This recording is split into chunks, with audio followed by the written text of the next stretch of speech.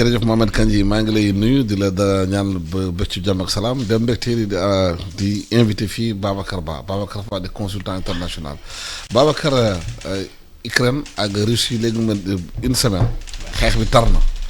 yëf yi bëri na ay jafe-jafe surtout image bu gën a frappé Sénégalais yi bëri mooy jafe-jafe yi xamante noir yi amoon nañ ko foofu. bu ne ba frontière Pologne bëgg dugg ñu ngi koy dénoncé ba Union africaine génne benn communiqué tamit ak président de la République di dénoncé xamante ne racisme bi nga xamante ne noirs yi ñu ngi koy vivre foofu est-ce que lu ñu mënoon xaar si dëkk yooyu la.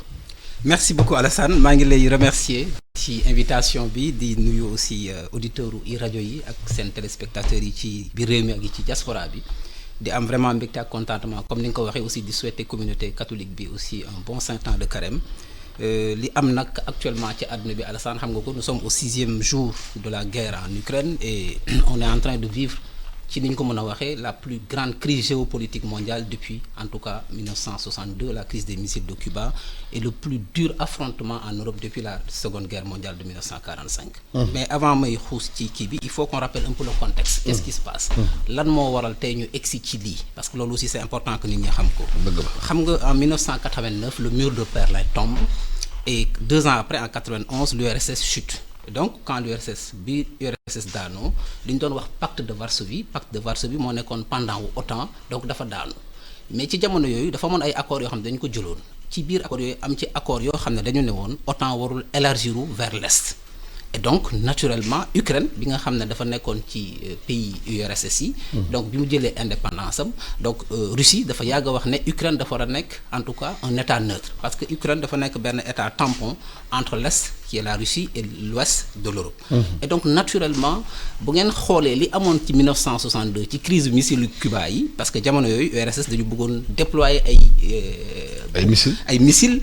sur l'île de Cuba pour faire face à la frontière des États-Unis d'Amérique ce que les États-Unis d'Amérique avaient refusé parce que c'était sous le président Kennedy et donc il y avait le blocus de Cuba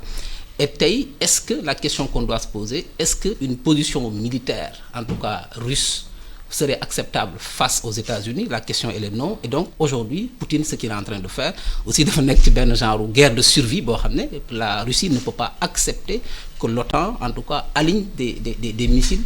en face de ses territoires donc loolu je pense moom mooy liy expliquer tey pourquoi on en est arrivé là et aujourd'hui aussi di gën a graaw ci mooy que ne y a une radicalisation dans les deux camps parce que l'Europe et les États-Unis sanctions yi bëri nañu dinañ ci ñëw léegi aussi bien les sanctions économiques et financières et la Russie avance parce que à ce matin hier selon les images satellites que nous avons il y a une colonne de presque 60 kilomètres de chars russes qui sont en train de rejoindre Kiev pour encercler la capitale ci wolof waaw parce que Russie quand même dañu annihiler toutes ces capacités en tout cas capacité militaire et capacité aérienne Ukraine parce que Poutine de toute façon ne reculera pas donc moom lan la bëgg mooy que ne effectivement il veut obtenir en tout cas un engagement OTAN pour que ñu xam ne waa OTAN duñ dugg biir Ukraine donc loolu je pense aussi il faut que nit ñi comprendre lan mooy et même s'il est vrai que guerre moom kenn mënu ko justifier parce que quand même c'est vraiment extrêmement compliqué mais aussi il faut que nit ñi xam ne liy régler situation bi c'est la diplomatie et diplomatie boobu moom nga wax léegi ci baatu président Macky Sall bi nga xam ne moo ko jiite ak le président de la Commission africaine def nañu benn communiqué di ñaawlu effectivement manque respect droit international bi nga xam ne gis nañu ay ressortissants africains yi nekkoon ci frontière Ukraine bi te ñu tere leen jàll donc loolu vraiment lu ñaaw la parce que bu guerre amee il y a ce qu'on appelle le droit international humanitaire amatul ràññee donc les gens dañ leen war a bàyyi ñu traverser librement les frontières pour mën a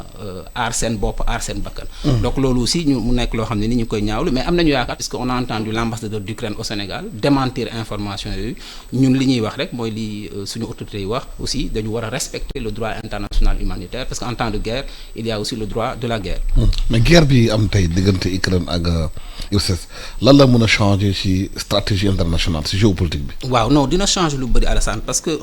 dañuy dem ci presque et c'est inexorable un nouvel ordre mondial parce que pourquoi ce matin Poutine de toute façon mi ngi continuer parce que la Russie faut rappeler que c'est presque la deuxième armée au monde voire même la première si on compte le nombre d'ogives yi nga xam ne ogives ay armes nucléaires lañ ñu ngi ci 1257 contre à peu près 5600 pour américains yi donc et li gën a graaw mooy Poutine dafa décider la mise en alerte des forces de dissuasion ci force de dissuasion yooyu Alassane dafa am l'arme nucléaire et parmi ces armes nucléaires il y a cette terrible arme nucléaire qu'on surnomme Satan II qui est quand même une bombe thermonucléaire qui peut atteindre, qui est un ICBM, c'est un missile intercontinental balistique qui peut atteindre 18 000 kilomètres. C'est-à-dire que fépp ci àdduna bi la Russie a la capacité de frapper donc tey ñëpp xam nañ ne Russie du pays bu ñuy attaqué loolu lu leer nañ la maintenant lan moo des mooy que ne actuellement il y a une batterie de mesures parce que européens yi ak américains yi jël nañu ay mesures ba ca njëkk mooy gelé nañu avoir réserve banque centrale yi c'est environ 640 milliards d'euros qu'ils ont gelé ñu teg ci donc loolu bi mu amee automatiquement le rouble a perdu 40%. ñu teg ci gis ngeen mesures yi ñu mujj jël dans tous les secteurs ci sport bi ci banques yi pour comme dit Bruno Le Maire et de façon je pense aussi il a fait une grosse erreur dans sa communication en parlant de guerre économique totale parce que bis boo demee ba ne guerre totale rek mooy que ne tu sors du conventionnel et d'ailleurs il a rétropédalé l'après-midi pour rectifier ce terme de guerre totale parce qu'il dit qu'ils veulent travailler pour effondrement économie russe mais loolu c'est extrêmement dangereux Alassane parce que Russie aussi il faut se rendre compte que dañu nekk ci benn désir d'expression et d'identité culturelle parce que ñoom bi ñu leen daanelee 91 89 avec le bloc de l'Est donc forcément la Russie a ces rancœurs-là et c'est un peuple très fier et Poutine de toute façon il avance ce matin gis ngeen ne décret signé nañu décret pour empêcher la sortie des investisseurs parce que quand même ñoom du ñu nangu que ñu daaneel seen économie noonu et beneen réalité bi aussi Alassane boo xoolee ci biir aujourd'hui le budget de l'État russe s'équilibre à $40 le baril du pétrole aujourd'hui on est à plus de $100 ça veut dire que la Russie va gagner de l'argent puisque le budget de l'État russe s'équilibre à $40 tey ñu ngi ci plus de $100 ça veut dire que malgré que système SWIFT bi ñu déconnecté am na ay banques yoo xam ne déconnecté wuñu leen parce que banques yi nga xam ne déconnecté wu leen mooy banques yi def commerce gaz bi ak pétrole bi parce que l'Allemagne c'est presque 50% seen consommation gaz Russie lay jóge donc li coow li di bëri yëpp le commerce continue encore et que tey Poutine ce qu'il est en train de faire il sait pertinemment que l'article 5 duñ ko déclencher que dit l'article 5 de l'OTAN l'article 5 c'est une intervention en cas d'attaque d'un État membre Ukraine nekkul État membre OTAN donc Poutine sait pertinemment que l'OTAN ne fera absolument. mais Ukraine depuis demain mu ngi bëgg a dugg Union européenne. waaw mais léegi là aussi Alassane c'est que le président ukrainien c'est un grand comédien d'abord comédien la boo xam ne nii loolu mooy métier mais ci crise bi aussi il joue pourquoi parce que qu'est-ce que dit la communauté internationale dañu ne tey Nations Unies dañuy jox 1,7 milliard de dollars pour relancer Ukraine. Banque mondiale démb décidé nañu 3 milliards de dollars en disant qu'il y a 350 millions de dollars yoo xam ne mën nañu ko décaisser ci semaine bi Union européenne génn na déjà 450 millions d'euros en armes létales plus 50 millions d'euros en armes non létales mais loolu yëpp bu ñu koy def le président ukrainien il joue très bien parce que qu'est-ce qu'il dit il met l'Europe des 27 sur le pas ñu ngi leen di accélérer il sait pertinemment que les procédures d'adhésion à l'Union européenne c'est des procédures qui sont extrêmement compliquées d'ailleurs autant xam na ne mënagu ci dugg ndaxte tout ce qui est relatif à la bonne gouvernance l'indice de corruption tout ça l'OTAN est très clair mënaguñu dugg ci biir OTAN et il sait pertinemment que aussi le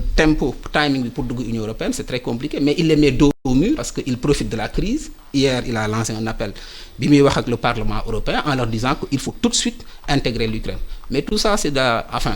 il joue avec les relations internationales mais je pense que fondamentalement c'est-à-dire que tey li nit ñi war a jàpp mooy Poutine est dans sa logique et je pense fondamentalement qu'il obtiendra gain de cause. Qu'est-ce que veut Poutine in fine, il va pas occuper l'Ukraine. Il veut, comme il dit, démilitariser l'Ukraine et il veut obtenir que l'Ukraine soit un État neutre. Parce que nous n'avons que l'Ukraine qui est un État tampon, que des missiles soient alignés sur leurs frontières. Donc on est dans une guerre de survie et ce qui va changer, c'est que Alassane, vous avez et pour l'Afrique plutôt, c'est que l'Afrique doit et va redevenir un enjeu géostratégique mondial. Et c'est là où j'invite vraiment les décideurs africains aussi à saisir cette balle au rebond. Parce que qu'est-ce qui s'était passé pendant la guerre froide? Pendant la guerre froide, dafa amoon ñaari bloc. Mooy bi ñu jógee ci guerre mondiale, dafa amoon le bloc de l'Ouest, le bloc occidental et le bloc de l'Est. Jamono yooyu ñu def conférence à Bandung en 55 en disant le bloc des non-alignés. Avec la conférence de Bandung en 55 et donc le Sénégal faisait partie des non-alignés donc mooy ñun faruñu woon fenn dañu tegoon ci digg bi. Aujourd'hui crise bi lan la jàngal l'Arabie Saoudite équilibre son budget à $80 le baril. L'Iran même chose donc tous ces grands pays producteurs ils vont gagner de l'argent ci crise bii donc ñun aussi qu'est-ce qui va se passer si demain bu fekkee ne décidé Russie mënu leen approvisionner parce que gaz bi Russie lay jógee ak blé bi nga wax Ukraine lay jógee Sénégal ñun blé bi ñuy jël Russie lay jógee donc bu fekkee ne demee dañ dem ba Europe di xool yeneen alternative gaz fan lañ koy wute Alassane fii lañ koy wute Afrique et je rappelle que le Sénégal sera exportateur de gaz. mais pour le moment Sénégal amagul chance bu parce que commencé wul exploiter. Ouais, mais 2023 c'est l'année prochaine. Les premiers barils devraient sortir en 2023. Donc, ce qui veut dire que même si nous commençons, on doit pouvoir renégocier tout de suite. Et c'est ce que moi je pense. Parce que une alternative, l'Europe, vous faites qu'il y a des affaires compliquées, ils vont. Parce que de toute façon, Alassane, vous savez, au-delà, la guerre, c'est la guerre, mais au moment où les gens font la guerre aussi, ils y vont. Parce qu'on ne va pas arriver au ticket de rationnement de ce qui s'est passé en 1956 pendant la crise de Suez. Voilà, en 1973. Moi, je connais. Bruno Le Maire, il peut dire qu'il va faire effondrer l'économie russe, mais tout le monde sait que le gaz russe va continuer à alimenter l'Europe. Nous, si nous décidons il faut trouver des alternatives. Et là, l'Afrique, dafa nekk opportunité bu mag boo xam dañ ko war a saisir mooy que ne on doit regarder naka la ñuy renégocier aussi puisque c'est important dans une guerre aussi c'est ça les effets sont asymétriques. renégocier le contrat pétrolier gazier yi. ak kii pour jaay ko mu gën a cher. mais absolument parce que si aujourd'hui la Russie va profiter du baril à $100 parce qu'il équilibre son budget à $40 le baril Arabie Saoudite même chose. Tout le monde sait que la capacité de production mënuñu ko yokk on a toujours besoin du gaz et du pétrole russe sur le marché parce que c'est comme ça l'Arabie Saoudite a clairement dit démb que moom yoonam nekku ci dugg ci parce que ku ci nekk aussi les relations internationales disait le président de Gaulle le général de Gaulle les pays n'ont pas d'amis ils ont des intérêts donc ku nekk da ngay xool sa intérêt donc ñun aussi suñu intérêt au-delà de demander la protection de nos compatriotes africains pour qu'on respecte seeni àq ak seeni yelleef c'est aussi regarder comment dans le commerce mondial on peut aussi saisir cette balle au rebond parce que Alassane la Chine n'a pas encore réagi et ça aussi c'est une grande inconnue il faut ñu xam ne ci donc la Russie va revenir en force dans les relations internationales parce que Russie li muy wone mooy que ne tey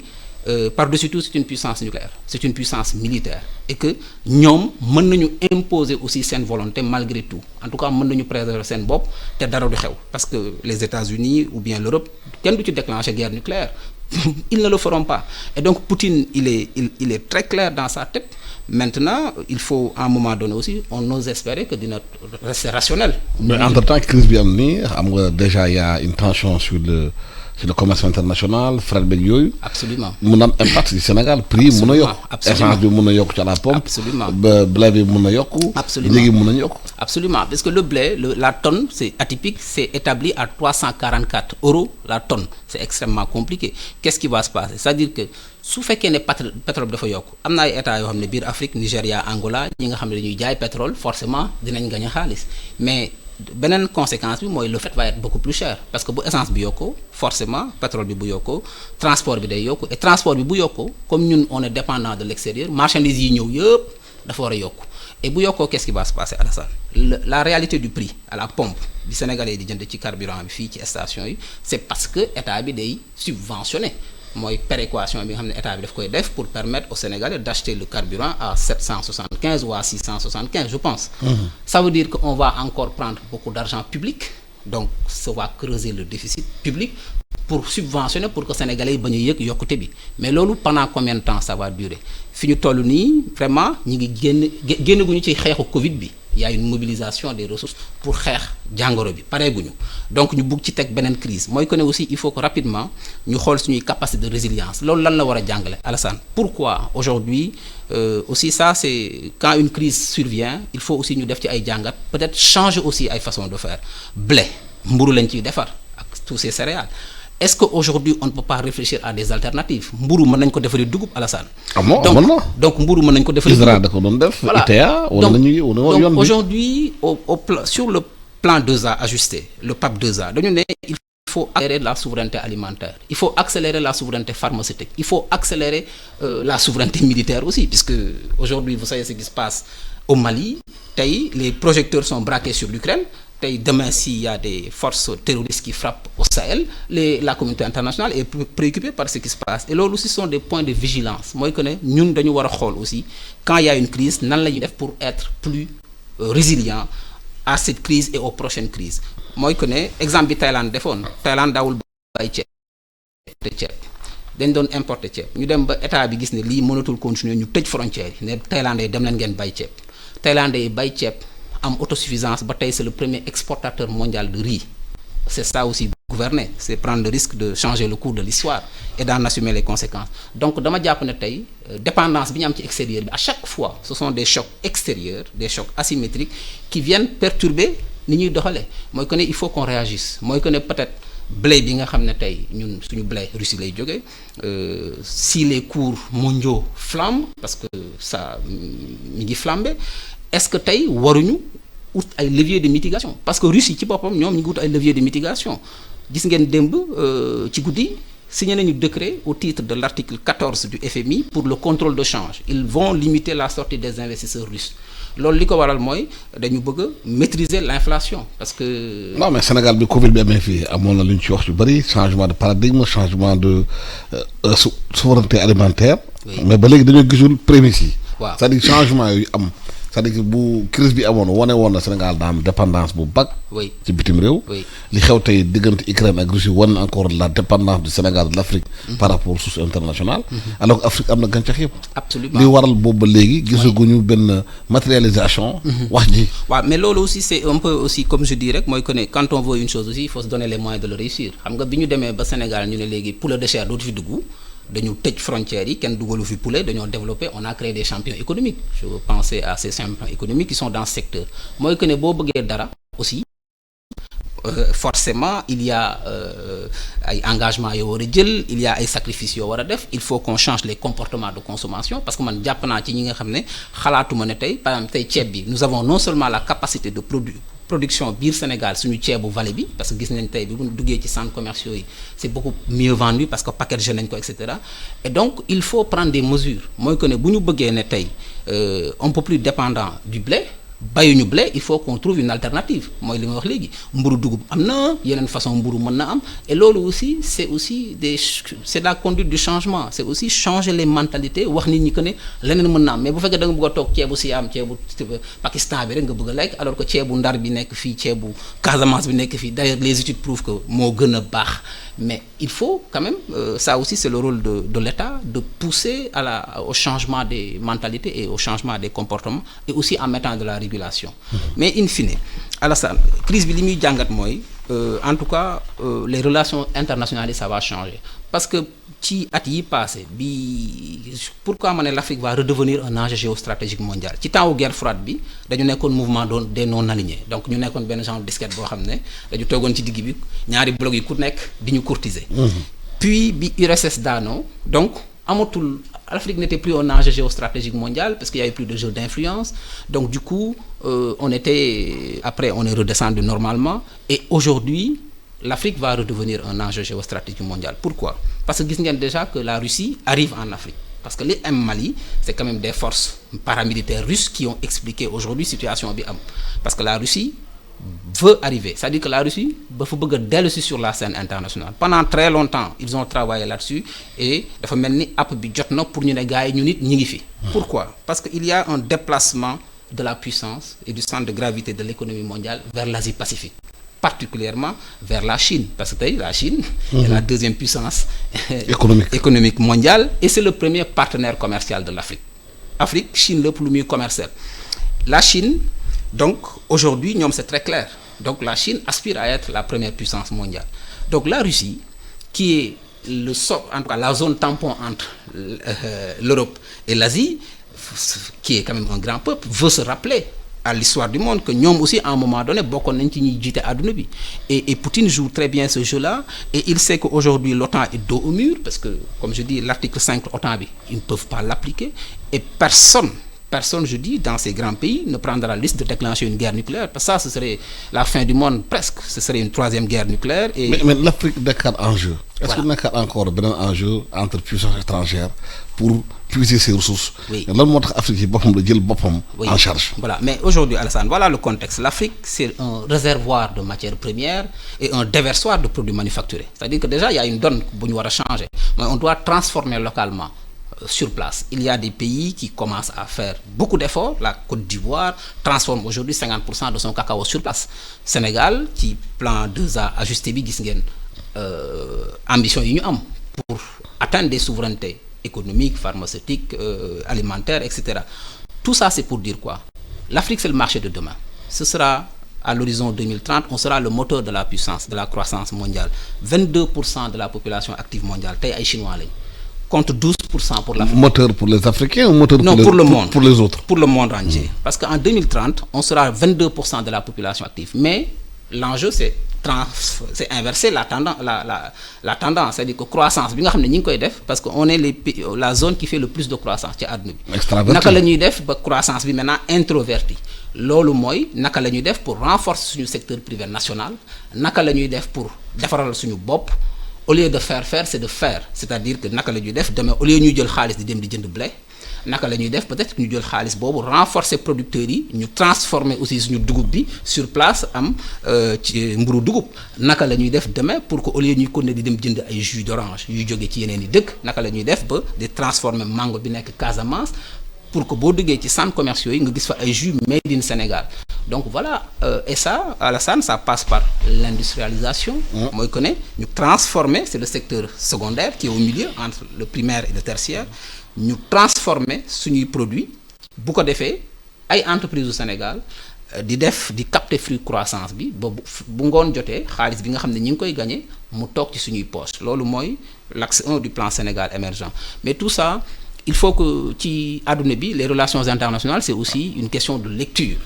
de grille de lecture. Tey li am Ukraine ñëpp ñaawlu nañ ko xalaat nañ ñi ngi ñaan yàlla en tout cas yàlla jeexal fitna bi, mais aussi il faut ci biir jaxasoo bi ku ci nekk da ngay xool sa intérêt. Parce que tubaab bi seen intérêt la ñuy xool mooy li ma la wax li coow li di bëri yëpp. déconnecté nañ ay banques SWIFT mais déconnecté wu ñu banques yi nga xam ne ñu ngi leen di jaay gaz ak pétrole parce que ils vont pas mourir aussi. donc loolu aussi Alassane ñun il faut rek ñu bañ a topp l'émotion. Il faut que aussi ñun ñu xool naka la ñuy def pour aussi dans cette crise savoir aussi tirer les marrons du feu mooy que ne xool naka la ñuy def ba les populations africaines aussi mën ci gis seen bopp parce que les grandes puissances Afrique moo nar a nekk seen futur terrain de jeu parce que fi dañu ñëw après pour jaay si doole. Donc la Chine est déjà sur place, il a effacé ce qu'on appelait le précaré France-Afrique. Les Russes arrivent militairement, peut-être que demain ils vont arriver aussi économiquement. Les États-Unis sont déjà présents dans ce qu'ils appellent l'Afrique utile. La France est en train de reculer. Et donc tout ça, c'est de la géopolitique mondiale. Il faut que aussi nous anticiper quoi. jërëjëf Babacar Ba maa ngi la gërëm di la sant di fàttali auditeurs yi consultant international nga dañu waxtaan ak yow conséquence guerre Ukraine bi bu mu amee surtout impact mu am suñuy réew yi ak naka la Afrique war a mun repositionné wu ci loolu profité tamit ci guerre bi défendre intérêt boppam loolu nag leadership la laaj président africain yi ñu war a def seen liggéey gërëm naa la sant naa la. Merci beaucoup Alassane, merci.